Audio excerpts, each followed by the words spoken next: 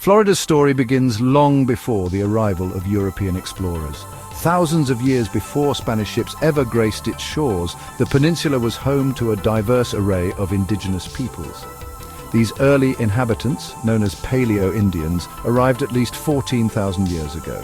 They were drawn by Florida's abundant natural resources and temperate climate. Over millennia, these first Floridians adapted to the land, developing unique cultures and traditions. By the 16th century, several distinct indigenous groups thrived across the Florida peninsula. The Apalachee controlled the fertile lands of the Florida Panhandle. The Timucua, known for their complex social structures, dominated northern and central Florida. Along the Atlantic coast, the AIs were renowned for their maritime skills. The Miami, settled around the shores of Lake Okeechobee, prospered from fishing and agriculture. In the south, the Tequesta navigated the waterways and forests of southeastern Florida. Finally, the Calusa, skilled fishermen and warriors, built a powerful empire in the southwest, controlling much of South Florida's coastline and its resources. These indigenous societies, each with their own distinct languages, customs, and beliefs, shaped the cultural landscape of pre-colonial Florida. The year 1513 marked a turning point in Florida's history with the arrival of Juan Ponce de León, a Spanish explorer.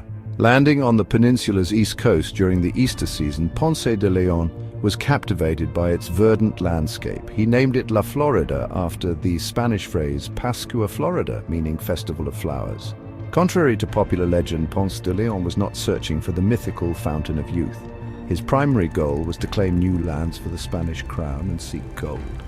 Another pivotal moment came in 1539 when Hernando de Soto, a conquistador driven by tales of gold and riches, led an expedition through Florida. De Soto's journey took him across the peninsula, encountering various indigenous groups. His arrival, however, brought devastating consequences. The Spanish introduced diseases like smallpox, measles, and influenza, which ravaged the native populations who had no immunity. This marked the beginning of a tragic decline for many indigenous communities.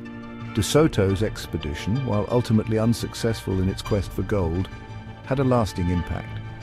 The Spanish introduced new elements to Florida, including Christianity, horses, cattle, and new agricultural practices.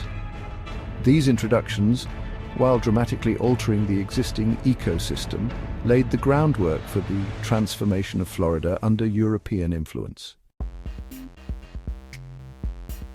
Spain's ambition to solidify its claim on Florida led to several attempts at establishing permanent settlements. In 1559, Don Tristan de Luna y Arellano founded a colony at present-day Pensacola. This early attempt, however, was short-lived. Plagued by hurricanes, internal disputes, and resistance from the native population, the Pensacola settlement was largely abandoned by 1561. The French also sought a foothold in Florida. In 1564, they established Fort Caroline in present-day Jacksonville, hoping to challenge Spanish dominance in the region. This rivalry was short-lived. The Spanish, determined to maintain control, destroyed Fort Caroline in 1565, solidifying their claim over Florida. That same year, Pedro Menéndez de Avila, a seasoned Spanish admiral, founded St. Augustine. Situated on the northeast coast, St. Augustine became a pivotal settlement for Spain. It served as a military outpost, a center for trade, and a base for missionary work. St. Augustine's enduring legacy is undeniable. It stands today as the oldest continuously occupied European settlement in the continental United States, a testament to the enduring Spanish influence on Florida's history. The establishment of St. Augustine marked the beginning of a new era in Florida. It became a melting pot of cultures, a place where Spanish colonists, African slaves, and indigenous peoples interacted, clashed, and ultimately shaped the future of the region. One of the most significant aspects of Spanish Florida was its policy towards escaped slaves. Seeking to undermine the English colonies to the north, the Spanish crown offered refuge to slaves who escaped from the British colonies. In 1693, King Charles II of Spain issued a royal proclamation officially solidifying this policy. It declared that any slave who reached Florida and converted to Catholicism would be granted freedom. This policy led to a steady stream of escaped slaves seeking refuge in Spanish Florida, particularly around St. Augustine. This influx of escaped slaves had a profound impact on the social fabric of St. Augustine. It led to the growth of a mixed-race population as Spanish colonists intermarried with freed Africans and indigenous peoples. This intermingling of cultures created a unique social dynamic in St. Augustine, distinct from the rigid racial hierarchies developing in the British colonies.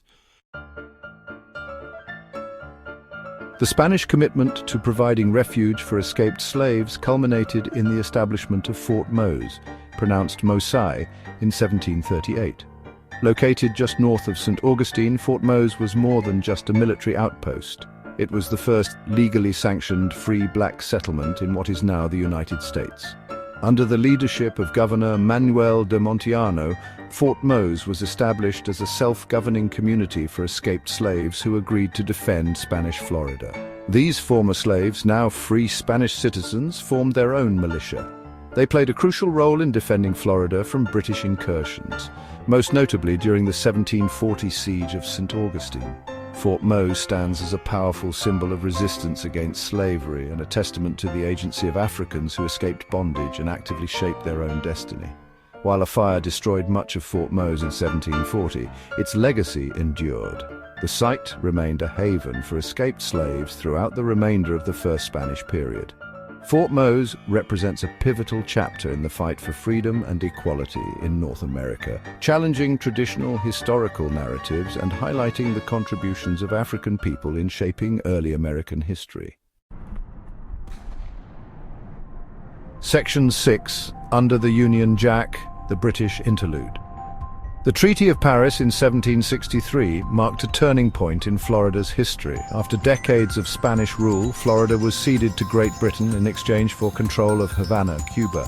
This exchange was part of a larger geopolitical realignment following the 7 Years' War, a global conflict that pitted Great Britain against France and its allies, including Spain. Under British administration, Florida underwent significant administrative and demographic changes. The British divided Florida into two distinct colonies, East Florida, encompassing the peninsula's eastern portion, and West Florida, encompassing the Florida Panhandle and extending westward to the Mississippi River. This division reflected British administrative preferences and the distinct geographic and economic characteristics of the two regions. The British actively encouraged settlement in Florida. They offered generous land grants to attract colonists, particularly former soldiers who had served in the British Army during the 7 Years' War. This period saw an influx of British settlers from various backgrounds, including English, Scottish, and Irish immigrants, as well as colonists from other British colonies like South Carolina and Georgia. Section 7. A legacy forged. British influence on Florida's landscape. The British period, while relatively short-lived, left a lasting impact on Florida. Keen on developing the colony's economic potential, the British introduced new crops and agricultural practices. They established large-scale plantations for cultivating indigo, a valuable blue dye, and expanded sugar cane production. These agricultural endeavors transformed Florida's landscape and laid the foundation for the plantation economy that would later dominate the region. Beyond agriculture, the British invested in infrastructure projects. They constructed new roads and improved existing ones, connecting settlements and facilitating trade. They also implemented an English-derived legal system, introducing concepts like trial by jury, habeas corpus, and a county-based system of government. These legal and administrative structures, while modified over time, laid the groundwork for Florida's future development as part of the United States. The British period also witnessed the arrival of the first significant English-speaking population in Florida. This influx of settlers, primarily concentrated in East Florida, contributed to the development of a distinct cultural identity in the region, one that blended British traditions with existing Spanish and indigenous influences. Section 8. Return to Spanish rule reclamation and the path to statehood. The American Revolution from 1775 to 1783 had significant repercussions for Florida. While the 13 colonies fought for independence, Florida remained a loyalist stronghold, loyal to the British crown. However, Spain, allied with the American colonies against Great Britain, saw an opportunity to reclaim its former colony. Spanish forces, led by Bernardo de Galvez, the governor of Spanish Louisiana, successfully campaigned against British forts in West Florida. By the war's end, Spain had regained control of both East and West Florida under the terms of the 1783 Treaty of Paris. This marked the beginning of the Second Spanish period, a time of rebuilding and transition for Florida. The Spanish continued to administer Florida as two separate colonies, East and West Florida, until 1821. This year marked a pivotal moment in Florida's history. Faced with mounting pressures, including border disputes with the United States and internal rebellions, Spain ceded Florida to the United States under the Adams-Onis Treaty.